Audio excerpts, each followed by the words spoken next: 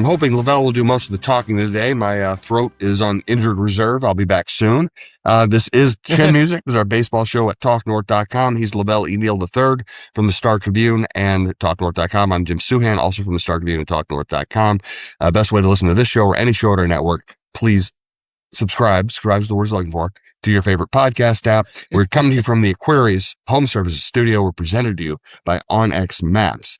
And LaVelle, our guy Roy isn't with us. We won't say why he isn't with us, but he's having a good time. Roy isn't with us, and it's a shame, isn't it? It is a shame, because Roy would have been front and center of this episode, because we talked to him about his feelings about 44 years ago, because today, the day we're taping, which is April 10th, is the 44th anniversary of the day that Roy Smalley was traded by Calvin Griffith to the Yankees for basically Ron Davis, but they also threw in an A-ball shortstop named Greg Gagne, who kind of worked out for the Twins. Yeah. Well, they got, yeah. But at the time, our Sid Hartman was writing about how, the Yankees don't think Gagne's much of a prospect. Gagne ended up playing for a World Series winning team. But Smalley was making $600,000, and Davis is only making $300,000, plus George Steinbrenner, who didn't like Calvin, sent the Twins $400,000.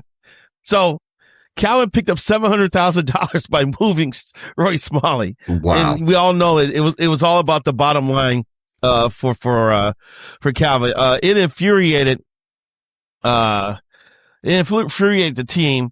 I would imagine Roy would have to be a little perturbed as well, because reading some of the coverage, he had just decided the day before to build a house here in town and called the architect to get it going. And then the next day he's traded to the Yankees. Wow. His wife had not been to the ballpark all year. She happened to be at the ballpark that day. So it had to be a rough day for Smalley's. Let's see here. Well, I'll also say this. We're going to get to Taj Bradley and the young pitching and the 4-game winning streak and all that stuff. We'll take on to Friday morning, but there's some history wrapped up in here. Gagne was their shortstop for both of the championship teams, 87-91. And when they let him go to sign Dave Winfield in 93, that's when their 8-year losing streak began. Greg Gagne was absolutely vital for this team. Yeah, and the opening paragraph in Gary Littman's story was, shortstop Roy Smalley, the only Twin resembling a power hitter, was traded to the New York Yankees Saturday for Ron Davis and 2 minor leaguers in cash. The other story, go ahead. And Pete Redfern was like, I got comments, but you can't print them. That's all I've got to say. But the players loved Roy. He was a team leader. He was classy. Him and Lott had a clubhouse. And you can tell by these comments, it meant a lot. So Roy would actually have some interesting thoughts. Maybe we should ask Roy about this next week anyway. We will. To get his recollections of that day. But yeah, that was right when Calvin was pissing off everybody by trading away players like Butch Weiniger and Smalley and saving money. This doesn't sound familiar at all. No. But out of this mess, out of the smoke, out of the residue of this, they started building a team, by 1985 that was going to be the core of the 87 team. One more memory out of this. I remember older players telling me that Ron Davis thing was that he always wanted to be able to brush off defeats, right? But it got to a ridiculous level. It got to a point where he was singing Jimmy Crack Corn and I Don't Care after he blew a lead in the 9th inning by giving up a 3-run homer. And so when they finally got rid of Ron Davis, Kirby Puckett stood up on the bus and sang Jimmy Crack Corn, I don't care that he's gone. Wow, that's something else. What didn't Ron Davis used to cry after blowing saves though? He kind of went on both ends. He did both ends. He was so emotional. Yeah. He either was like distraught or I think he was so distraught he had to find another mechanism for dealing with it, and that's when he started singing that stupid song. I have nothing against Ron Davis, but that's just what I've been told many times, that not the most popular teammate. All right, let's get on to like to hunt. He was out. Where is that? Yeah, he was a hunt. I just say he was outdoorsman. He liked to hunt and fish, and I think our Dennis Anderson actually did a column going out fishing with Ron Davis. Yes, back in the day for Star Yeah, Tribune. Dennis does that stuff a lot. Let's get to current events. Taj Bradley looked great. Mick Abel looked great. The whole team took better at bats. Josh Bell looked great. Lee gets a big hit. Buxton looks comfortable in the leadoff spot. We don't have to try to extrapolate and figure out where this team is going or anything like that. But you couldn't have had a better 4-game stretch if you're trying to find some hope for the future with this team. No, you couldn't. And there were a lot of good signs there. Nick Abel, actually, the first 2 innings, he needed 43 pitches to get through the first 2 innings of the game. And Pete Mackey pulled him aside after that second inning and jumped him a little bit and challenged him and said, look, your stuff is good. Your arm is live. Would you please show it? And he went out there and threw strikes with more conviction. It was more economical and was able to last through 6 innings. I actually thought he had been taken out with 2 outs in the 6th. But because Shelty was coming out of the dugout, but Shelty's done this a few times this year where he has gone out to the mound to talk to pitchers and decide to lead a pitcher in. So it worked with Mick. He got the final out to qualify for the quality start, and 95-mile-an-hour fastball. He's got a curve and a knuckle curve and a changeup and a slider. So he's got a lot of pitches to throw, and you can see the talent, man. So that was really encouraging. And as I pointed out in the story in today's paper, they've had a nice run through the rotation. The last 5 starters, they have posted a 1.82 ERA, and Taj Bradley's 10 strikeout outings at the top of that list. He's got, when I was watching that, I almost went on social media. I almost posted that Taj Bradley is going to throw a no-hitter sooner than later. Woo! Because there's going to be a day when all that live stuff is going to be under the command and he's going to be unhittable. Because that splitter he throws to go with that fastball and his other stuff, that stuff is nasty. It's filthy. And we've read about how he's had to tinker with the command of the splitter and work with different grips, and maybe he's found something that's clicked for him. He's already got some experience at starting in the majors, but he's that guy who could take the mound with his live ass stuff and have 9 innings of brilliance. That's what I saw when I saw Taj in his last outing. Of course, I love what I've seen. Velocity, ability to ramp up velocity in tough situations, breaking pitches that play off the fastball, composure. He's athletic. He's strong. He looks like the kind of guy who can pitch without getting hurt. I hope that's not a jinx. Why is it clicking now? What is there, a pitch sequence or a grip or a mentality that has enabled him to do this? Because we didn't see this last year. No, but I think an off season and coming to spring training with a new organization probably is giving him another outlook, another set of eyes on his repertoire. Suggestions from Pete Mackey and how to utilize it. And as I pointed out, he has been working with different grips on that split finger pitch to be able to command it better. He definitely looks like he's commanding it better. So, and plus, he's had some starts in the majors already. I don't know if he's up to that 50 start plateau yet, but he may be getting close to there. And it's about time for things to start to fall in place for him, where he's got enough experience and has tinkered with enough pitches and stuff and sequencing to where he can go out in the mound and feel confident that he could compete. And I think we're just seeing that progression before our eyes. Yes, no doubt about it. So Abel showed something on Thursday. Bradley looks fantastic. Who's the next? And Simeon Richardson's been solid. Who's the next young guy who might come up and impress when they need somebody? Who's kind of the top of the pecking order among the rest of the young pitchers? Well, it's not Zebby right now. Nope. Triple A's had some injuries. Andrew Morris has pitched. I saw he had a strong out in the other. Rojas, the lefty, Kendry Rojas. And I was in Fort Myers the day he started, and it was filthy. And he's got an off-speed pitch that Shelty calls a split. Other people call it a changeup. I don't care about names. All I know is that it reminds me of Francisco Liriano's. When he throws it over the plate, and he throws 96, 97. So the talent is there. You can see why the Twins coveted him when they traded Varland to the Blue Jays at that fateful trade deadline last July. This kid is left-handed. He's got a lot of ability, and all he has to do is stay in the strike zone a little bit more, and he'll be in the majors. But the start I saw in Fort Myers in person, and then talking to Shelty afterward, you can tell the Twins are high on his potential. In terms of upside, he probably has as much upside as anybody they got pitching in in St. Paul, right now. And also we haven't heard the last of David Festa either. He's coming back from a spring training injury, and a lot of people think highly of him as well. I always had Zebby in front of Festa, but right now, if they're both healthy, I think Festa probably has the edge, and he's probably going to be in the mix here. He should be pitching in about a month or so he could be another guy. So we'll see. That's why it's worth watching St. Paul box scores. Because they got so many guys who can impact this team. There's still a couple of position players that I don't know if their future is going to be in the Twins roster. So I keep looking at Gabriel Gonzalez and Emmanuel Rodriguez. So Emo's sick right now. He hasn't played the last 2-3 games because of an illness. And Walker Jacobs is still on the progression part coming back from his injury. So he's not playing 9 innings every day yet. So we're kind of working through some of that. But Gabe Gonzalez has been hitting well. Alan Roden's been holding his own as well. I still think Roden should be the fourth outfielder here instead of James Outman.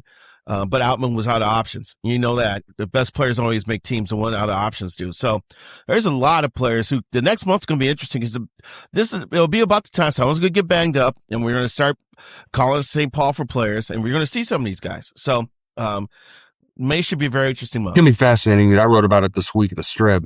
The only deal they made that just didn't seem to make a lot of sense at the time was Varland, young, affordable, talented reliever who could be a starter or an eighth inning guy, a closer for Rojas and Roden. But if Rojas finds it, then that's going to be, we might end up looking back at this and saying we have to retroactively give Derek Falvey the Executive of the Year award. Right. Well, the other one too is the Taj Bradley trade because they traded Griffin Jacks, who that one I liked though. At the time, I liked most of the deals. I didn't like the Varland one, but if you get a really good young starting lefty for a reliever, that's a good deal. But the thing is, you trade with the Rays at your own risk. The Rays historically have fleeced other teams, and the Twins got a starter for a reliever. Yeah. You would take that trade any day if you're getting a starter with Taj Bradley's repertoire and stuff. And this would make the third time that the Twins have come out in the better end of a trade with the Rays because they sent Jermaine Palacios there for Jake Odorizzi, and Jake actually got named to the All-Star team with the Twins. And then came a half season of Nelson Cruz for Joe Ryan. That's a win for the Twins. And now this Bradley deal could be a third time that they've sat at the trading table with the Rays and come out better for it. It's hard to do it with Tampa Bay. You're absolutely right. I remember, I was kind of hard on Falvey and Levine when they first got here. The first time I went, okay, I like what they're doing was when they made the Palacios trade for Odorizzi. I thought that was a great move, trading from strength to get pitching, and it worked out pretty well too. And I like Jake because Jake was great with the media. When he was upset, he told us he was upset. And then if he was mad, he told us he was mad. When Rocco yanked him early in the Mets, as soon as we were done, he was like, what the hell was Rocco doing there with me? So he was pretty transparent about how he felt about things. So I like covering Jake. Yeah. And he pitched in a playoff game. It doesn't have to be star caliber player. You have to get value. They got value in that deal, which I liked. Let's get to a couple other Twins topics and our booze and blues here. I want to remind you we're coming to you from the Aquarius Home Services studio. When something goes wrong at home, Aquarius Home Services makes the solution easy with one call to one team and no hassle to find a different handyman or company for each type of job. Aquarius has experts in heating, cooling, plumbing, and electrical. That means you get the right expert every time and solutions you can trust. Right now, enjoy $98 off any heating, cooling, plumbing, or electrical repair. Aquarius, one call, problem solved. Earning the right to be recommended. Schedule today at AquariusHomeservices.com. And we also want to remind you that we're presented to you by Onyx Hunt and Onyx Fish, the Onyx app. Spring is the right time to explore new water. Fish are moving shallow, activity is high, and Onyx Fish helps you identify which lakes have the conditions and species you're targeting, including weather tools to know when to go, not just where. It's planning and a navigation tool, offline maps, turn by turn to the boat ramp, public-private land layers. Onyx has been doing this for hunters for years, and now it's built for anglers. It's only $34.99 for the year, less than a spool of good braid. Download Onyx Fish or Onyx Maps on the App Store or go to onyxmaps.com/fish and fish smarter this season. So we're going to get to booze and blues here in a second. Do you like Buck in the leadoff spot? Yeah, I don't have any problems with that. One, you get your most dynamic offensive player, the potential to have the most at bats, as many plate appearances as possible over a 9-inning game, which I think is a plus. And plus, Buck looks comfortable up there, and that's what matters. And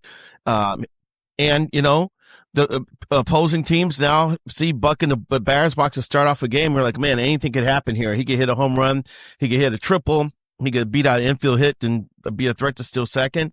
He could hurt a team so many different ways, and to have that type of weapon at the top of your order, one, it sets up things nicely for the rest of the batting order, and two, like I said, it puts Buck in a position to get the most play appearances as possible.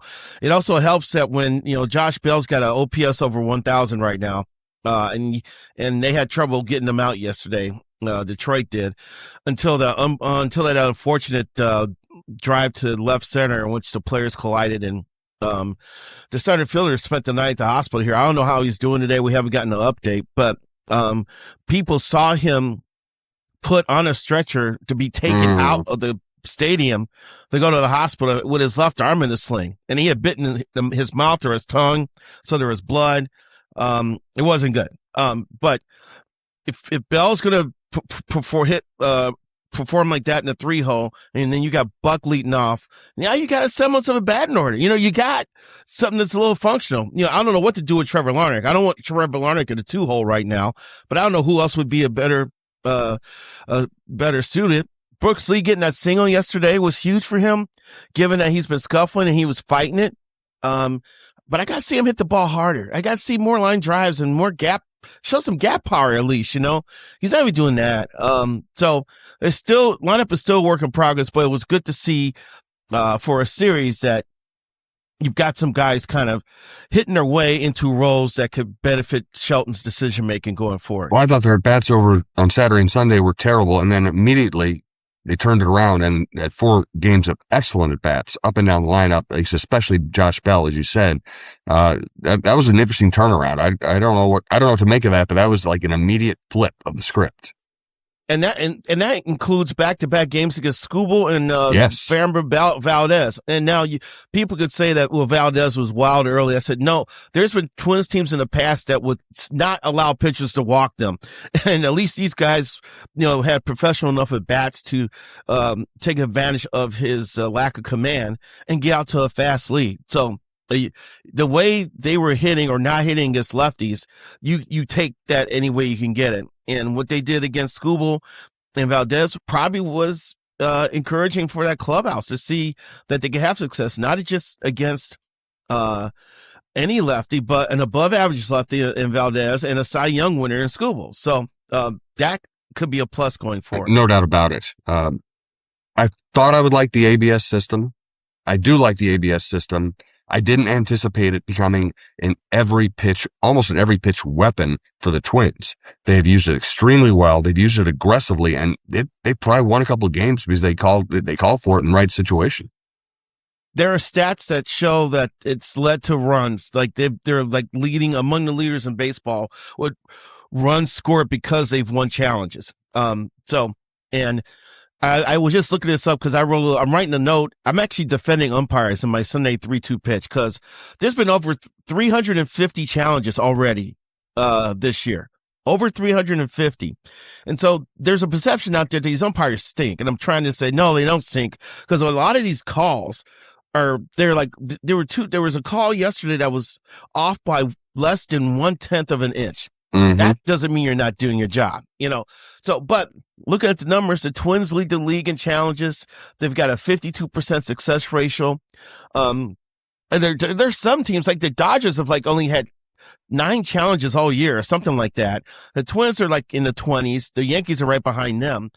They've used it effectively, and it looks like they've got 2 catchers in Ryan Jeffers and Caratini who have a good idea where the strike zone is, and they've been winning challenges. Yesterday's game, Jim, there are 3 challenges in the first inning. Mm-hmm. 3, and there was my God, and there were 7 for the game. So I didn't think we were ready to see that many challenges. But as I'm pointing out Sunday, that doesn't mean these umpires are bad. No, and I like I like the fact they're being aggressive. I like lots of challenges, and I like them getting it right. Yeah. I like the fact that they can't just stand there and argue with somebody. So many times you'd see arguments, and then you look at the replay and you go, oh, the guy who's arguing is wrong. Now you have to put yourself on the line. I like that. It also makes me think of Joe Mauer. I think Joe Mauer is the best hitter I've ever seen who did not get the benefit of the doubt for having a great eye from umpires.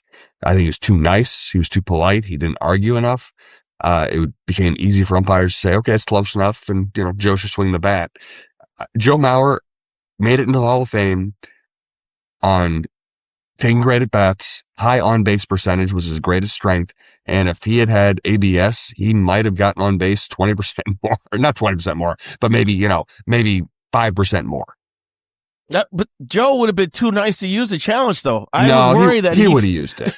He would have used it. He's not that nice. I don't know with Joe.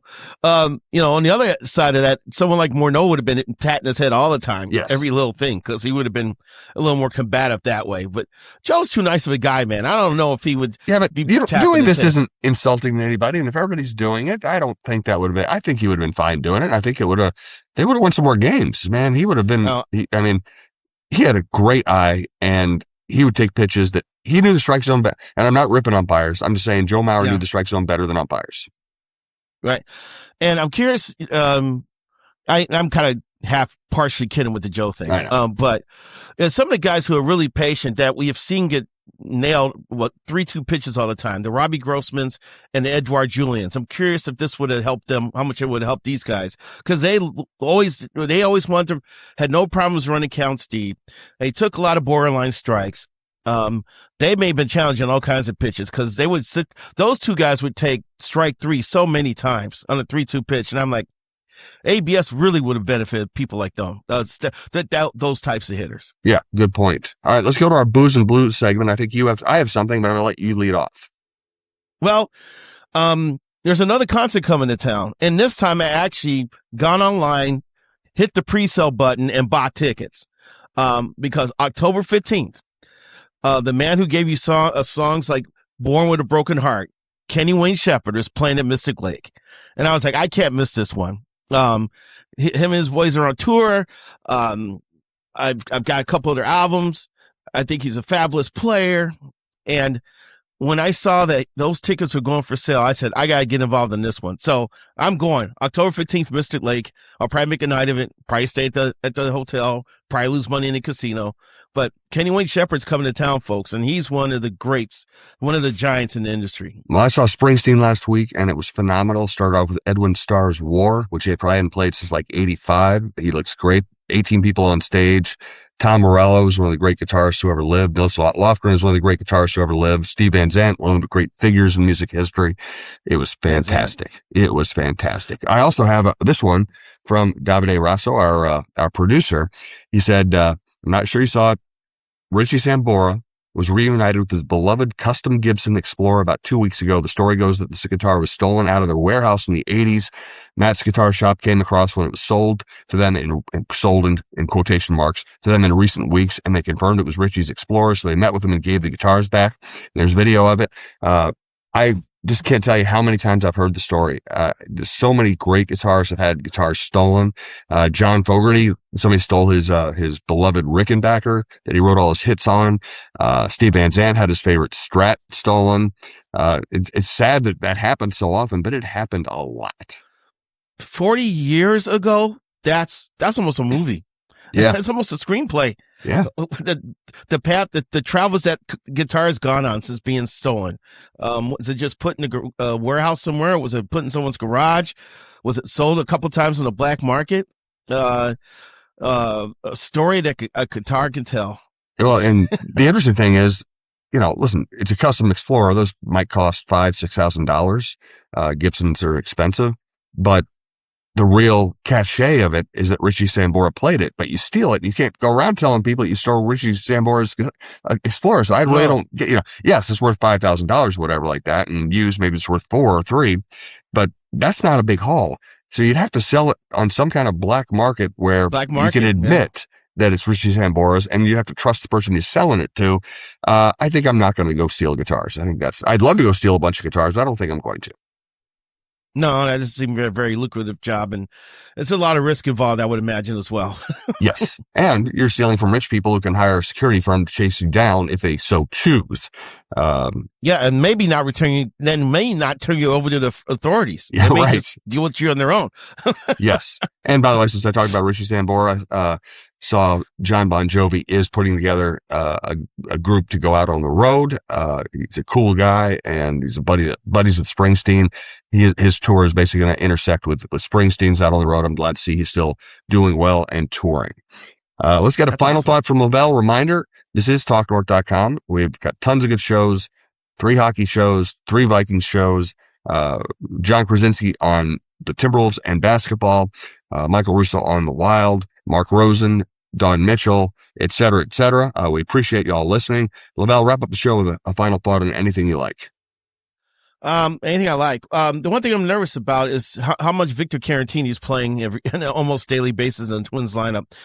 He's not known as an offensive threat, but they need him to be a backup catcher, one. But because Josh Bell's range is not that great at first base, he's been playing a lot of first base. And I think this is going to be, I think Caratini is going to get overexposed. And this is another lineup hiccup that Derek has to navigate here as the Twins kind of find their footing offensively.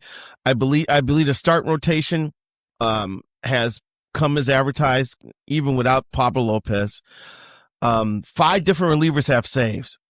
You cannot, and Shelty talked about it yesterday before the game about he's willing to go mix and match. I would imagine most managers would prefer to have a guy they can rely on to close games out in the 9th inning, having not just a 3-man rotation, but a 5-man committee closing games. Eric Orsey in the 9th inning. I mean, this is concerning to me. And the defense, it's not a great defensive team. It's not a great defense. It's Buxton and a bunch of guys. Yeah. The